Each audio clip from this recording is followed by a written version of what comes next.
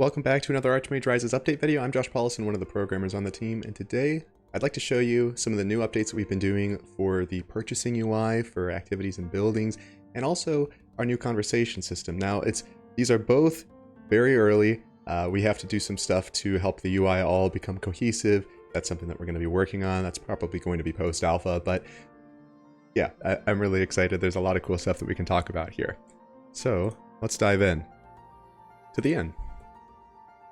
So as you can see on the left side, we've switched things up quite a bit. Before there were these options for talking, there was these options for leaving, and now we've got this one larger setup over here where you can end up seeing all the different items. You can click on an item to buy it. You have some icons helping you to understand what's going on.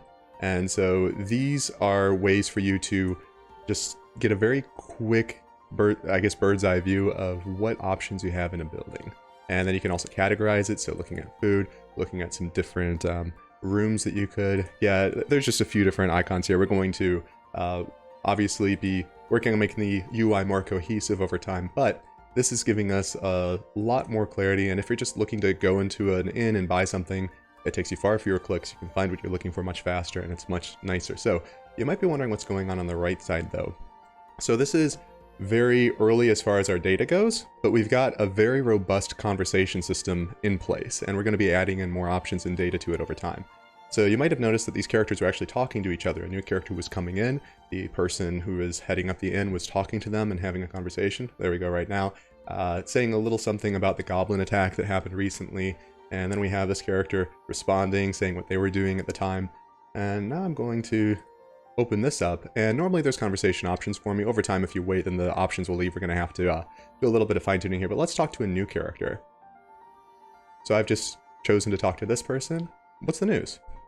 Okay, they told me about an event. I'm going to tell them what I think about the event and ask how they are, get a little bit more information. So as I mentioned, the system is very robust, but we have a lot of data work. At this point, you basically can ask how you're doing, and you can get a little bit of information on events. But over time, we're going to have it so that this includes the insults, this includes jokes, this includes gathering information and asking different characters about different things.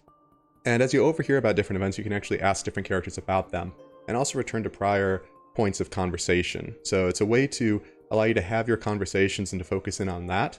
And then on the other end, you can also purchase items very quickly and get a really quick bird's eye view of what there is available at any given location.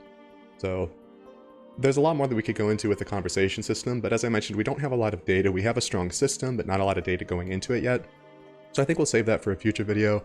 As always, remember to head to archmagerises.com in order to get the latest updates, and also to wishlist us on Steam. I look forward to sharing more with you over time, and I really would love to hear your questions if you have any thoughts, and we are going to be sharing more over time about the conversation system. We're going to be sharing more about some of our custom tooling that allows us to hook into Archmage Rises, and I look forward to seeing you then. Take care.